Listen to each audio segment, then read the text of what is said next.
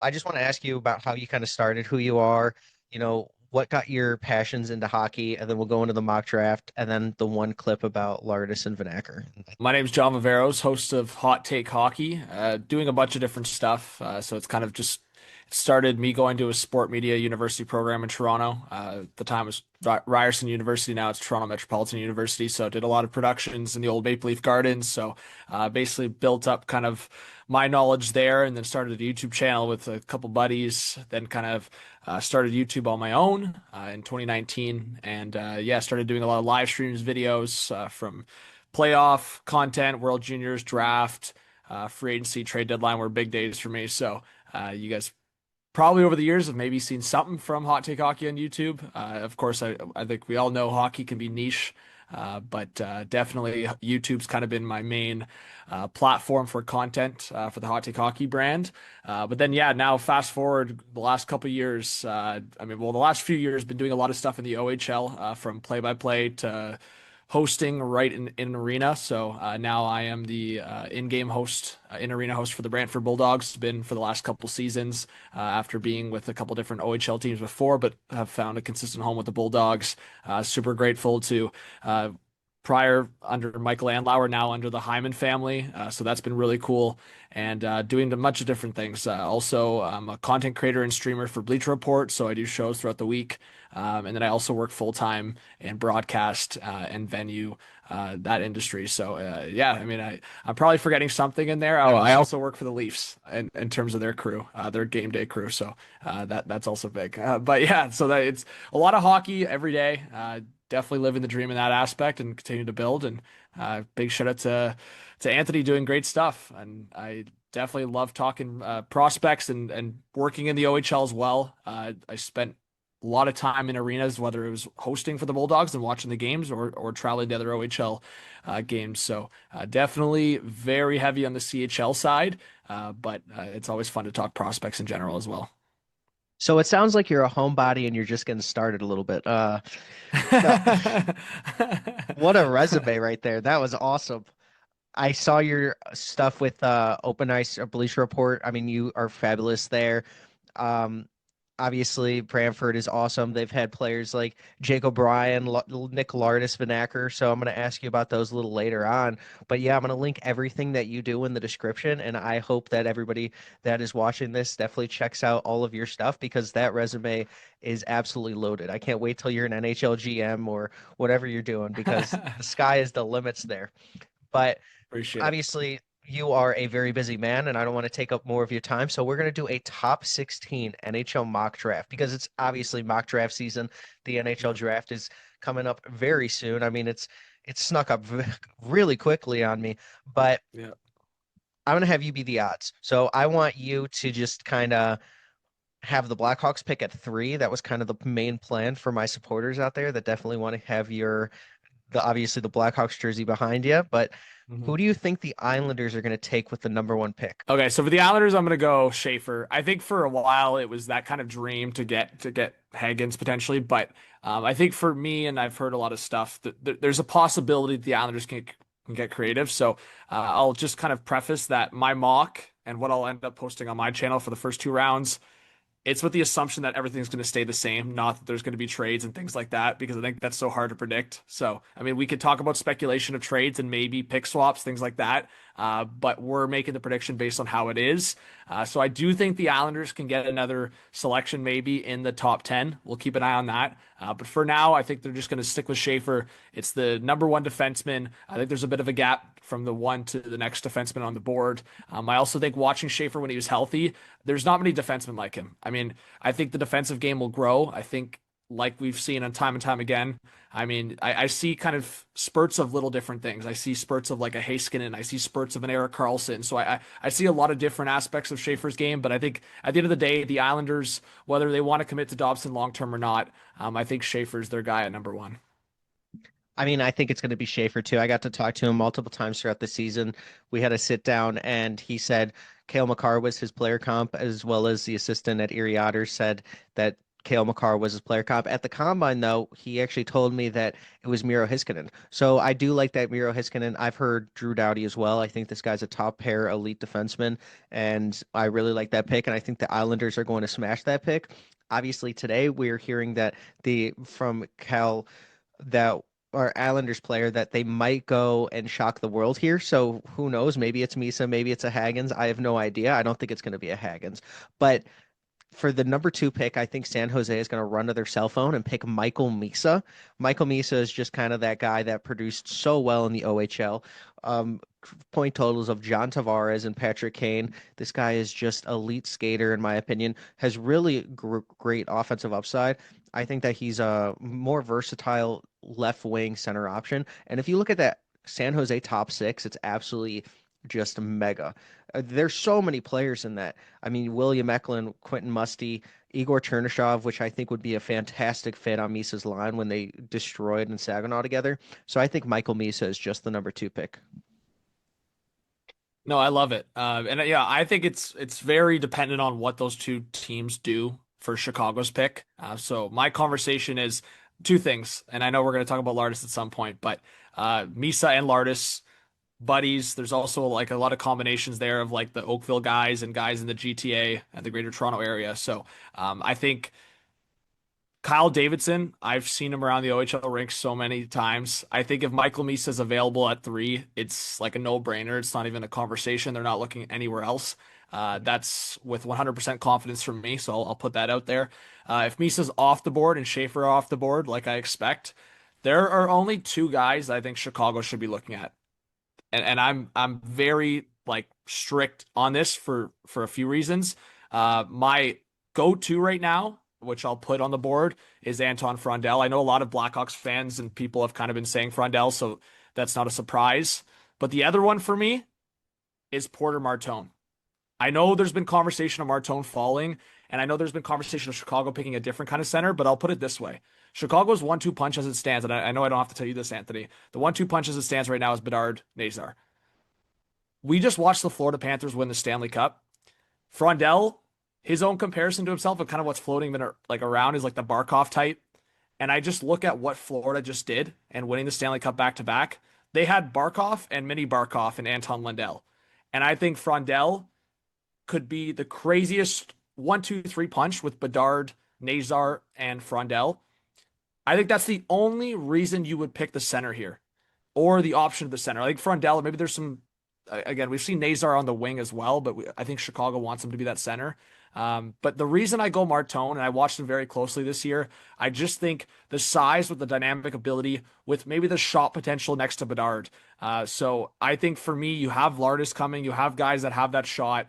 But for me, I think Porter Marton with that frame could be a perfect fit for Chicago. So I think if you go the route that I think they're going to go, Frondell makes sense, but I don't think swaying away from that to a different center makes sense for me. So I think it's Frondell or Marton. I'm going to go Frondell for the sake of the fit I just talked about and winning a Stanley Cup.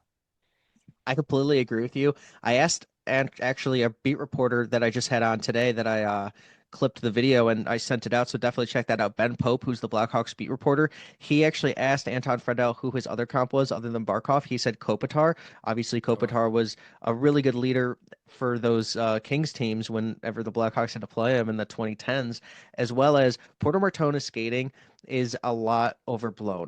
I've watched this guy. I asked Chris Peters over the last 4 years, he's gotten so much better at skating. It's his first 3 strides.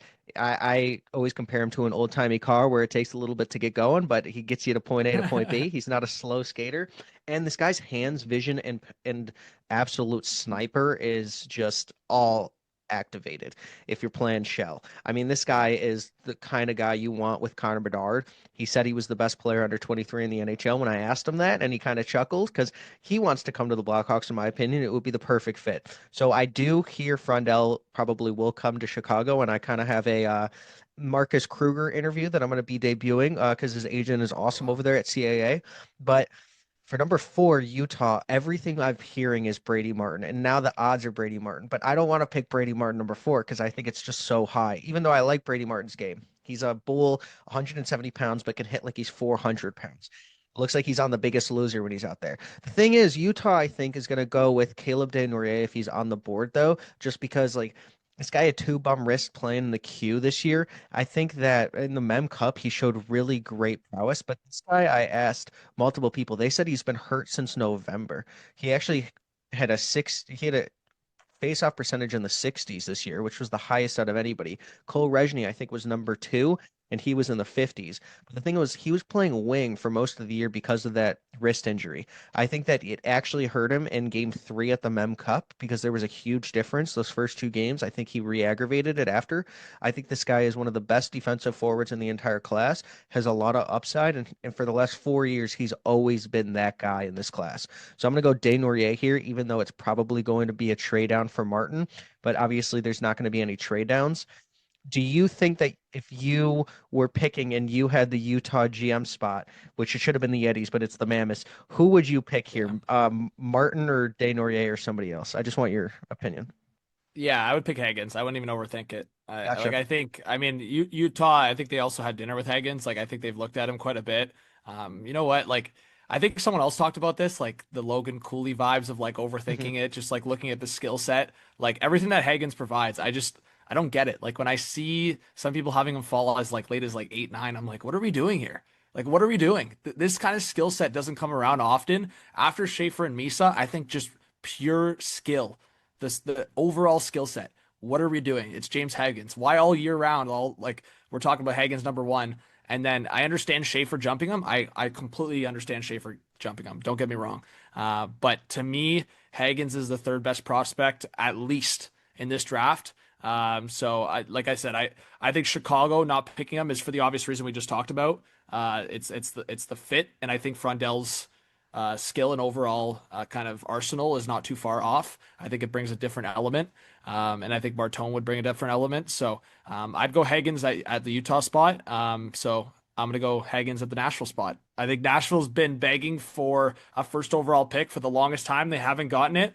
Well, they get a gift. They get a guy that maybe in a different year is a first overall pick. And I know there's been conversation around this draft not being as solid, and there's a lot of question marks in this draft. I get all that. I understand.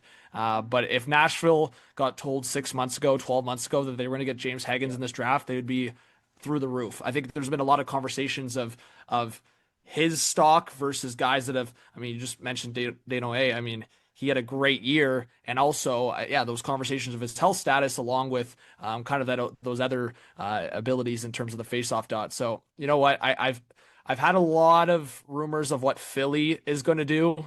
So I'm curious to go see where you're going to go with this. But Nashville, to me, if Higgins is there, I think you got to go Higgins. Haggins, I'm gonna spoil a little bit of my rankings, but he's my number three player in this entire class. And I have no idea why, to your point, people are having him on, behind 6 or 7 or 8. I just think that would be an absolute steal. If obviously he's there at 7, I think a team is going to try to trade up for him. This guy's an elite talent, a really good skater, great playmaker. If you're going to get someone like Justin Carboneau, who's going to go to maybe play the Ryan Leonard role next to him, those two are just going to have an absolute incredible year. I think that James Haggins played really well in the NCAA, playing against 22 to 25-year-old men. I think that Yep. kind of gets overblown and overlooked a little. But for Philly at 6, I'm going to go with your guy, Jake O'Brien. I think Jake O'Brien is going to be the pick here based on some of the things I've heard, but especially at the combine, I didn't realize how much that they like this guy. Everybody like that I talk to, they always say he's not a power play merchant. I completely agree. This guy just has a superpower when he has space and time. I mean, that's just kind of adds to his game. Him and Mitchkov on the power play, even if they're not on the same line, if they are, that's incredible. But this guy was the best player in Brantford this year, obviously, and Nick Lardis scored 72 goals. So how good does this guy have to be? And they didn't even play on the same line. It was mostly power play. So the passes, I asked him about this. How are all your passes always flat? And he's like, it's just something that and like you're born with it. I was like, that's a great answer. This guy, he's awesome. Like he has the confidence. I think he has the upside. He's very raw too, but he still was so point productive in the OHL this year. I think that this guy's an absolute steal, and I can't believe we can get him at 6. I think the Chicago Blackhawks are having conversations about potentially picking this guy at 3, maybe having a Brantford line with Lardis and Vanacker. I absolutely love Jake O'Brien. I want your opinion on this though. Yeah, for sure. Yeah, you know what? I'm not gonna lie. The channel name is Hot Take Hockey. I've been debating on the hot take of OB going to Chicago at number three, but I'm trying to be unbiased and just analytical and just evaluate where Chicago's at. Like I said, I think it'd be so hyped to see OB go at number three. But yeah, you know what? I think you could make the argument on part of Misa's game, but beyond that, like OB is this guy at the top of the draft that he's got eyes at the back of his head. Like just watching him throughout the year, his vision, his IQ is just top of top. And I think what Philly would be getting here is an absolute overall facilitator. He makes everyone around him better.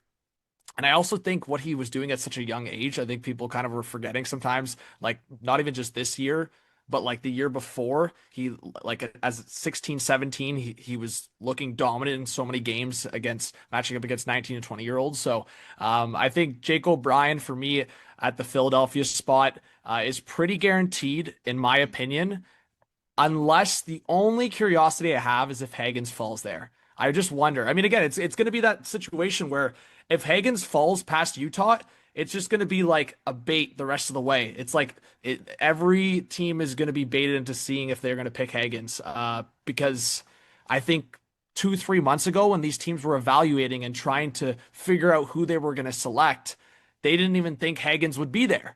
Right. So I think that's kind of changed. So it's going to be kind of a bait in that sense. I'll also give you a little bit of the intel. I think this is me cheating a little bit because I'm in the building all the time. Yeah. But the amount of times I ran into either Dan Briere, Keith Jones, or one of the Flyers upper management is insane. Like Anthony, I'm not even lying with you. Like again, I don't know if I'm supposed to say this, but like so many times I saw those guys watching the Bulldogs this year, Keith Jones and Daniel Briere, and I'm telling you right now, they were watching Jake O'Brien. So yeah, like probably 5, 6, 7 times seeing these guys, and there was a couple games there where I was like O'Brien stepped up and like on the right night kind of thing. So I think the Flyers are. I mean, I think you confirmed it. I've heard from a lot of other people that either went to the combine or have kind of talked to people around. The Flyers are very much on the Jake O'Brien Mhm. train. So unless Chicago does the crazy thing, which I would love, or Philadelphia sees Hagens on the board, I think O'Brien's going to Philly. Yeah, and I love that intel, and I want to shout out Colin Ward, who is one of my guys over there in Brantford, because he actually said Stevie Y was over there 3 times watching Jake O'Brien there too, so Yes. that can also Yes. be an interesting trade up.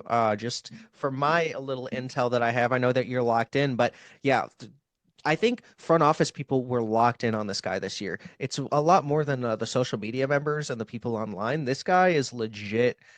Has a lot of fans in the building. So I love that intel. That was absolutely awesome. And I think if he ends up at 7, which is your next pick, I think Boston will definitely snag Jake O'Brien. So I think that the most Jake O'Brien falls might be 7 there. But who do you think is your pick for number 7?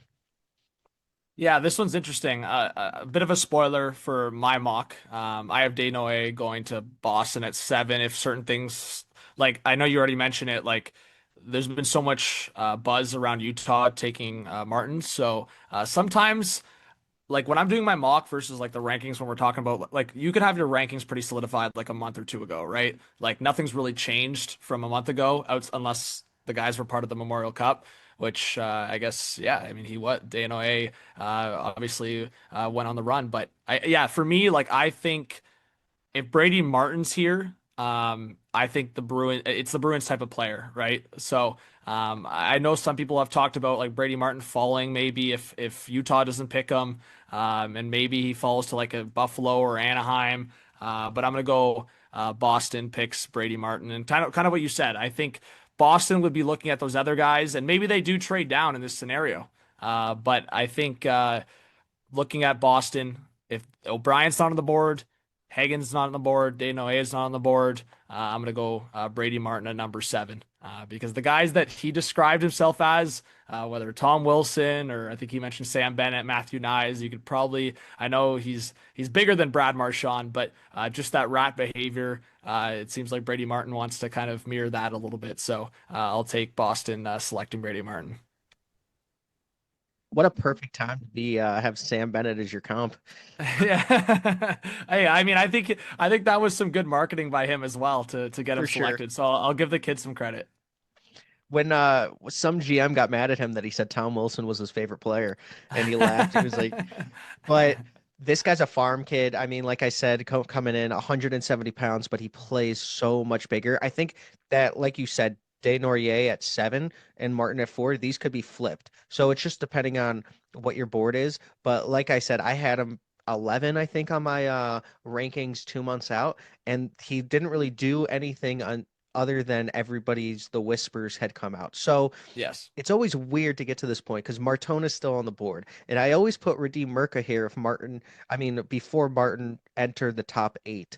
But I have to go with Marton because it's just best player available, and I can't stand seeing him still on the board. I love Marton's game. I've talked to so many people from his camp. Like, I've talked to him this for a very long time this year, and it's just like I can't do it. Marton is just 6'3". He plays more of a soft skill type of game.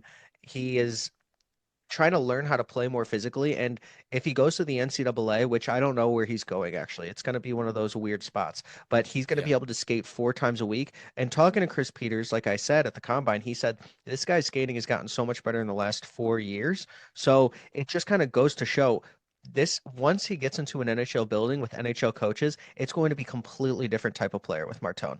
Obviously, I've said his vision is very underrated, very good shot. I think his playmaking would be fantastic near with Connor Bedard, but obviously I don't know if that's going to be the direction they go. I think Seattle just comes here and just picks up the best player available. Anthony, right what you're right on the hit the I would say you hit it right how I was going to say it. I think I'm laughing because everything you said there is kind of my mindset. Like for me, Martone is above Desnoyers, above Martin, and maybe that's above the Desnoyers part is my CHL bias and OHL, or sorry, more specifically OHL bias over the other leagues, but in the CHL, I just think for me, Martone, as you said, is a different specimen. I think if he falls past 8, there's going to be some massive regrets from some teams. So I was just laughing because everything you were saying there was just exactly how I was feeling on the situation, and what you said before is exactly how I feel. So again, a little bit of a spoiler alert. I have Martone and Mirka actually falling into these exact spots for my Nice. mock. Again, rankings are very different. I'm just trying to go based on what I actually think is going to happen.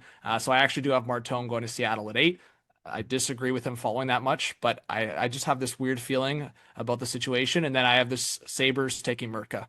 I think it's one of those situations where it's the worst kept secret in hockey. The Sabres need a right shot defenseman, and Mirka falls right there. And you know what? I do always say in the NHL draft, take the best player available. Obviously, under certain circumstances, like we've talked about Chicago and maybe other teams, you sway slightly away from that, but you take the best player available. And I don't think it's far fetched to say Mirka is the best player available here. Maybe you could argue a couple spots later, but I think he's the second best defenseman at this draft. I think the size with a bit of the mobility, you don't see the mobility too much with a guy of this size.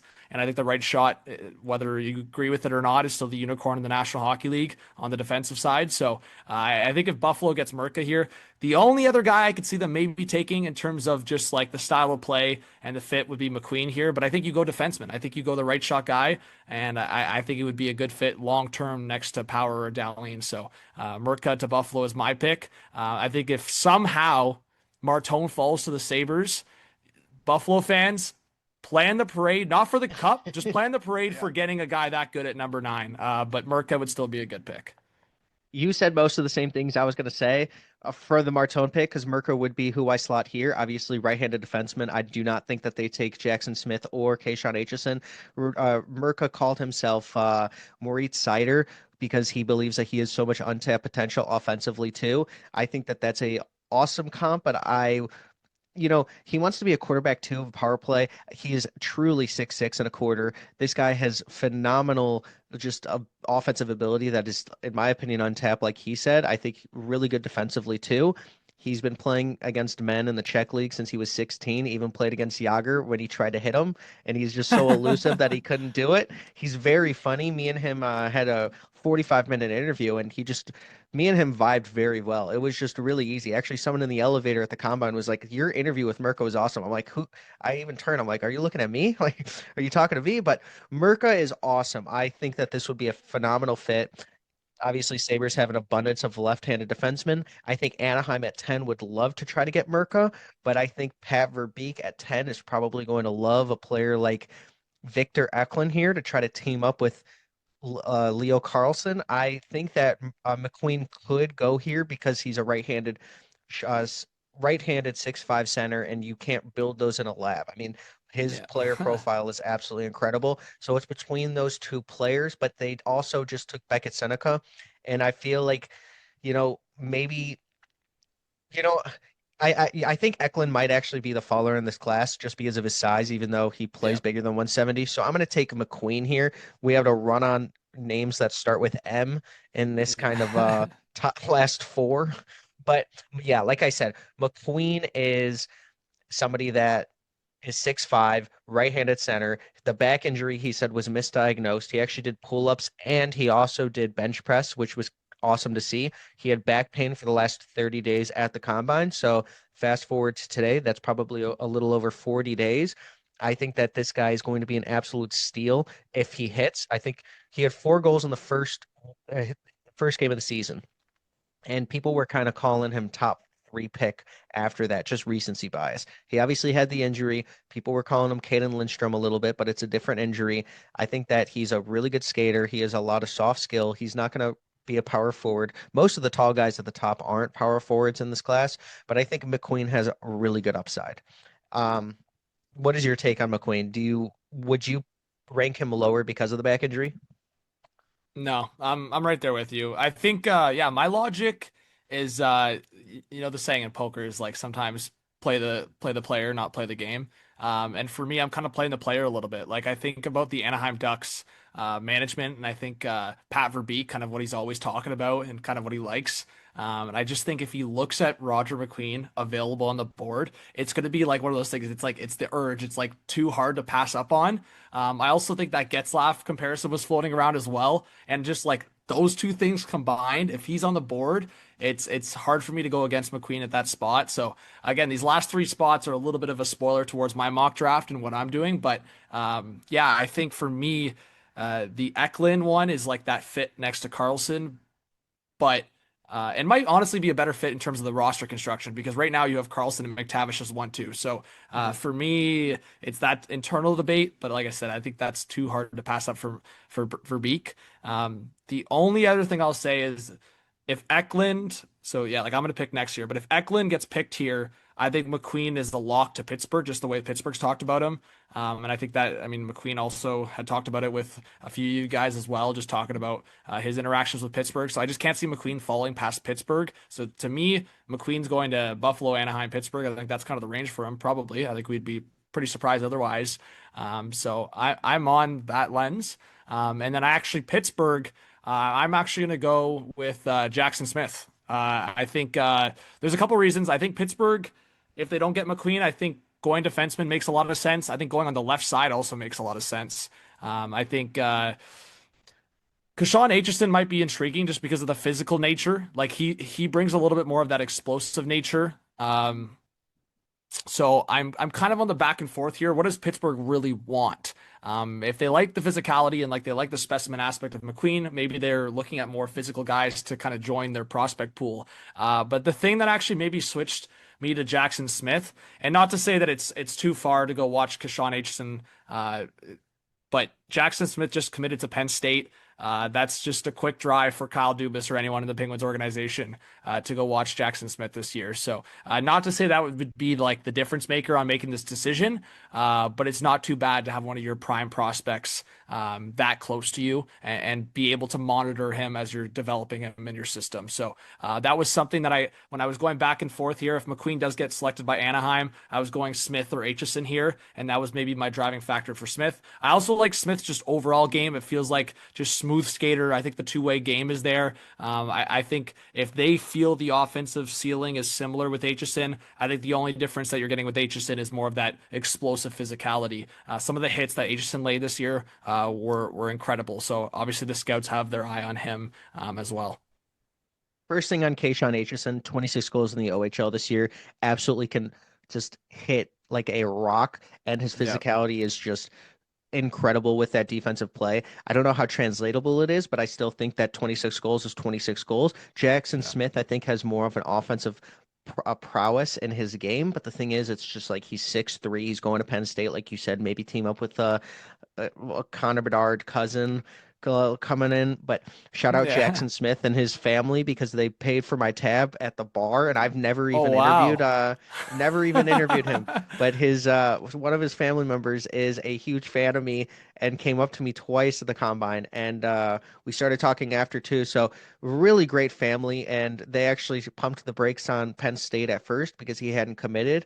And then they went to go see him on the Saturday of the combine. They went to go actually after the combine and the VO2 test to Penn State, and that's when they kind of committed. So, good on them. I think Jackson Smith's going to have a wonderful year in the NCAA, build that muscle.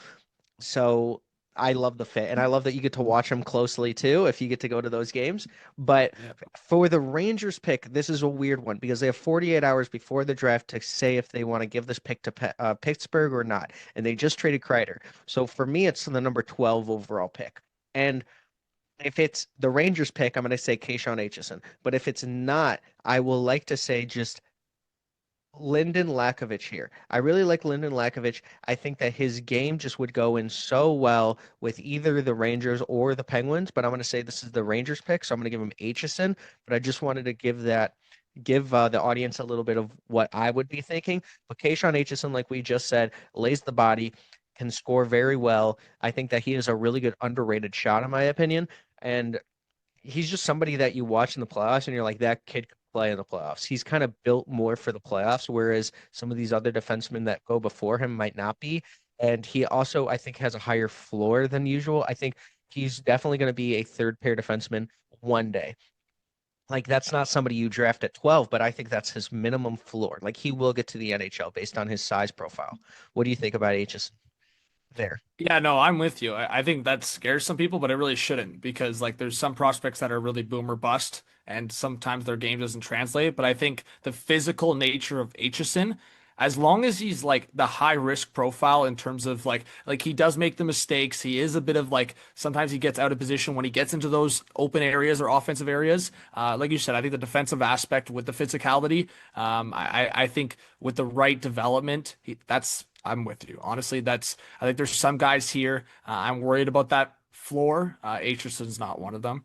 And actually, I'll go into the next guy where I think based on how you talked about him, you're high on him, but I'm really curious how he kind of plays into this draft because of our last four spots we just talked about. But I'll go Eklund to Detroit. It's kind of that it's a trend of what Detroit's done in the past, but also I just think it's one of those spots where Detroit's made some mistakes in the draft in recent years. I also think if you're at 13, basically the midpoint of the first round, why overthink things? Like I think you could argue this guy is a top seven talent in this draft. He falls this much. To me, asset management is everything.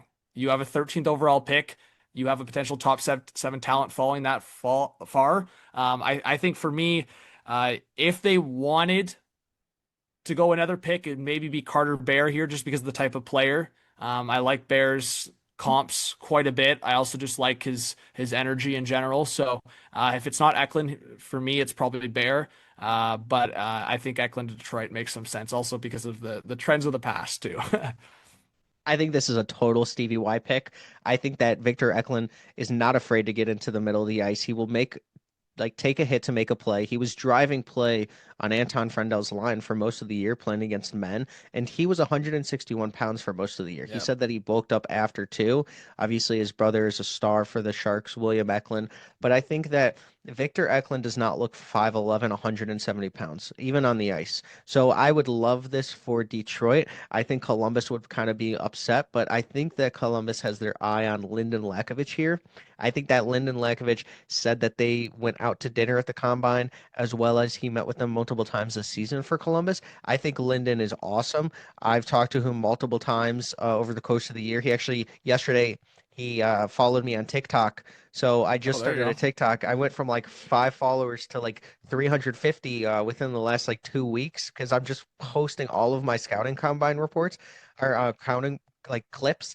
And like Lyndon Lakovich has been liking every single one. So shout out to him. There That you doesn't go. move him anyway, but his agent said that it's anywhere from 10 to 20 from where he believes he's going to get picked. And I feel Yeah. like that's right in the middle, like near Columbus. I don't know if Vancouver's going to keep their pick, but that's for the next one.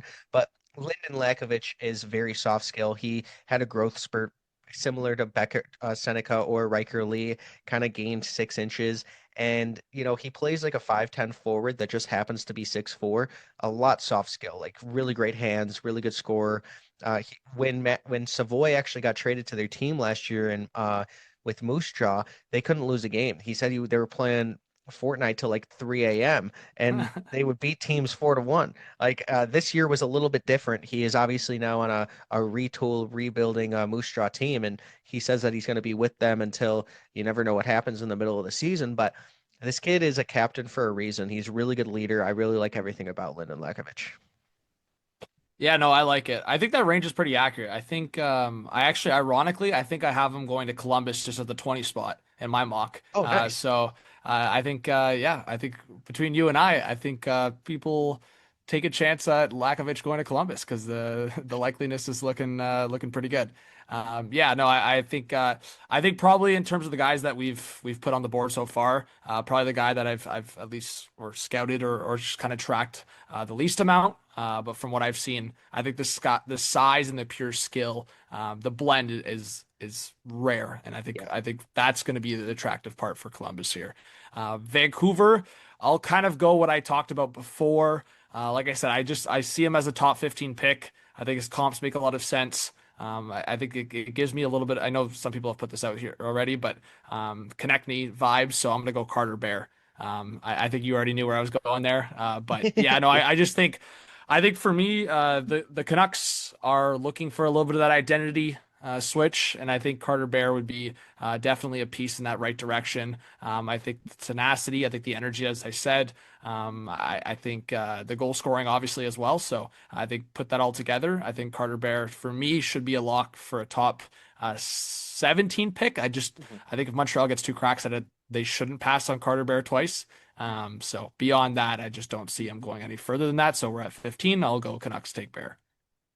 I think that this is going to be his range. The lacerated Achilles, he actually was not wearing a boot at the combine. I asked him about it right after the injury as well, like a week after, because I got an opportunity to interview him, and he is such a down-to-earth, grounded person. Yeah, I think that his player comp was Brandon Hagel. He watched okay. Gallagher as well, a lot of Brandons and Brendans. But I feel like Carter Bear is just one of those players that you want on your team in the playoffs. He's a lot of hard skill, tenacious. He's going to give you that intensity. He wasn't the he's not a Cullen Potter skater, so I feel like the lacerated Achilles isn't going to affect him long term as much as it would someone else. And also, he's skating and doing off-season activities this year. If it was a true full tear and he didn't dodge a bullet with this injury, he'd be out maybe 8, 12 months, in my honest opinion. I mean, I went to nursing school, but I kind of flunked out of that one. So I don't talk about medicals for me. I have a finance degree, but nothing medical. But I just feel like he would be out a lot longer. So I really like that pick. I do not think Montreal will allow him to leave the draft without Carter Bear if he makes it to 16, 17. But at 16, that was my pick for Carter Bear, but I'm going to go Justin Carboneau, somebody that I think has the best shot in the entire draft. He can shoot from anywhere. Shout out Link from New Wave Hockey because he put me on early in the season.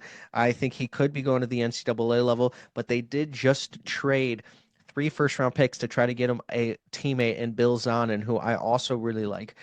So you never know what's going to happen if he leaves the queue. He is just one of the best scorers in the entire draft. He is somebody that I feel like could score 20 goals on James Hagen's wing. So, you know, could he go top 10? I think he could, but this is a deep draft in my opinion. Would you have picked Carboneau here at 16?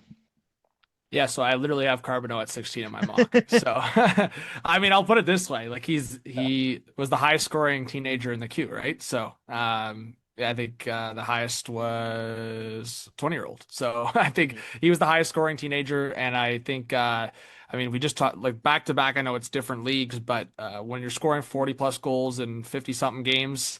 Don't overthink it, right? Like Yeah.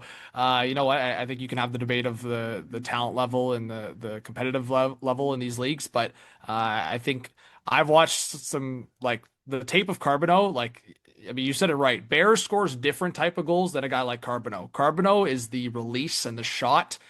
Bear scores in different type of ways. Just to kind of compare the last two picks, but Carboneau, I'm with you when you just look at pure release, pure shot. Carboneau, and I mean the hometown aspect too for the Montreal Canadiens. I think it's not a bad selection at 16. Let's put it that way. I completely agree with you, and I love that. Carboneau is one of those players that I think Frondell might have the second best shot, but it's not as heavy. But Carboneau is just a sniper too.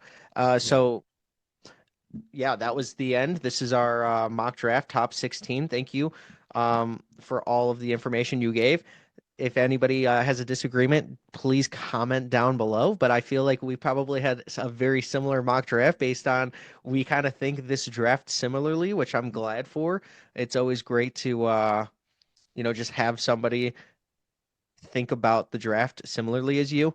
But before you hop off, I want to ask you about Nick Lardis and Vanacker because obviously with the Bulldogs, they had really good seasons. Merrick Vanacker was a number one, a first round pick at 27 last year. Lardis was 67 or 66, I believe, to the Blackhawks in the third round in 2023. So, can you tell me about those two players and what you think their upside will be with the Blackhawks? For sure. Yeah, no, I think again, I'm biased for sure. I'm not going to deny that. But yeah, I'll start with Nick. Just, I mean, the type of goal scoring season he had. Haven't seen it in the OHL since John Tavares. I think it was. I mean, it was a treat to watch. I'm not gonna sugarcoat it. Obviously, it ended in a brutal way with the injury against the Generals. That was heartbreaking for the whole team and everyone involved.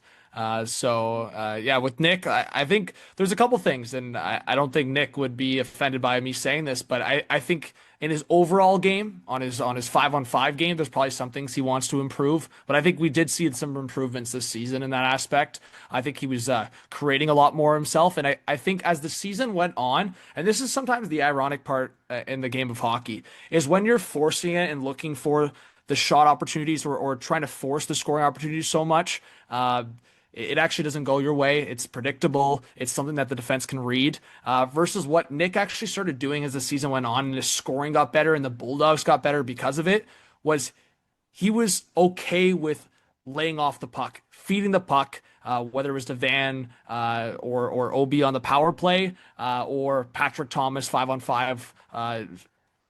A great line mate to have, captain of the team. I think they actually ended up working together and realizing, hey, Nick, if you give me the puck, I'll give it back to you. And I think Nick started realizing as the season went on. So the maturity aspect, the 5-on-5 aspect, I think Nick started to realize that if he actually can give the puck up and create space for himself, then he's able to actually get the puck back. But I also think Nick individually, this skill set is pretty ridiculous. I think what he can do with the stick, it's not just a shot. Again, I'm a little biased here, but it's a little money magic with a stick and the fake ability. I think it's a lot of like kind of a positionally behaved player who does things to kind of manipulate what he's about to do versus what he ends up doing. So I think that's a big part of Nick Lardis' game too, is kind of that manipulation with his stick, but also his body language. I think that's the best way to put it. And then he also scored in a lot of the similar ways, which was kind of that money spot at the top of the circle. Obviously, we've seen it time and time again in the NHL on that right side, but Nick does it from the left side. Or sorry, we've seen on the left side with the right shot, sorry, of Stamkos and Ovi, all those guys. I meant to say with the left shot on the right side from Lardis. So we've seen that time and time again. To switch to Vanacker, Dog on the puck. He's a bulldog. He is a bulldog very much so. Delhi native, so basically playing for his hometown team. And a dog on the puck. So you're getting two different players. You're getting the snipe, pure skill set, kind of the guy with the money hands versus Van's going to drive the net. He's going to create space, but the speed to me is electric. Watching Van when he came back from his injury, it really took some time to kind of get his feet under him and really just find that pace again in the OHL. But once he did, you could tell it was a guy that was playing with sometimes little boys on some nights because he'd use his frame, he would drive the net, and actually when it got to the playoffs. That was a big part too, that Van was able to create some space for himself and score some big goals. So I think for Vanacker, you're getting a different type of player than Lardis. Obviously, both Bulldogs. But for me, Lardis is very much, and again, I hope he doesn't get offended by me saying this, but I think he's very much the higher risk ceiling, or kind of what you were talking about with Acheson. I think Vanacker has the safer floor. I think Vanacker's that kind of guy that you want as your future third line guy to basically be that two-way 5-on-5 forward guy that can drive the net. Where Lardis, I mean, the ceiling is however he wants it to be. I think in some aspects of his game, if he can polish it up, you're talking about a guy that could spend a lot of quality time on the power play and in the top six with Connor Bedard. Obviously, there's some stuff he's got to polish up, and I don't want to get Blackhawks fans too excited. But that's the ceiling for Nick Lardis. Vanacker, for me, is probably the safer floor in just some of his aspects in his game. That was absolutely awesome, and I'm fired up as a Blackhawks fan. I can't wait till Lardis and Vanacker come here. But thank you so much. I had such a blast. This was awesome. I'm going to link everything you do in the description because it's a loaded resume over there. But Appreciate it. thank you so much. This is the Hot Ones video, so you can say anything that you want right now. There's a camera here, here, and here. The floor is yours. Awesome. No, Anthony, I appreciate that big time. Yeah, like I said, I definitely followed the OHL, the closest this year just by default, but also just location, passion, all that good stuff. One guy that we didn't mention that I want to give a shout, Jack Nesbitt. I think he's going to be a riser in the draft. Just his size looked really good in the OHL Top Prospects game, so I wanted to give him a shout. Yeah, in terms of the stuff I got coming, this is actually going to be my first year doing a full 2-round mock draft. And I actually relied heavily on reaching out to people. And I probably should have reached out to you if we connected sooner, just on kind of your feedback and who you're talking to. But no, it was kind of interesting because usually I only have the bandwidth to really scout the first round, the top 30 to 32 prospects, or like at least what I kind of figured to happen. This year I was challenging myself. So I was like texting a bunch of people, just talking to people, trying to figure out prospects that I think could fall into the second round and player fits, even just trying to figure out who's scouting who. So this is the first year I'm actually doing top 2 rounds, top 64 mock draft. It's not necessarily the most, I would say, like educated rankings, because my rankings, I capped myself at 32. I think that's that's good enough. But yeah, so that's kind of what I'm doing leading up, live streaming videos for the draft, free agency, all that good stuff. It's kind of my time to focus a little bit more on YouTube, ironically, with the season over, because during the season, I'm just jumping from arena to arena and traveling and doing so much different stuff, where now is kind of the time where I'm still doing some traveling, but also get to kind of do some streams for the big days, which is draft, free agency, and things like that, do some reactions. So, Anthony, thanks for having me on. I really appreciate it. And we got to do another collab maybe following the draft. For sure. For sure. I'm definitely in. Thank you so much. This was awesome. And like and subscribe below. We'll have a lot more collabs soon.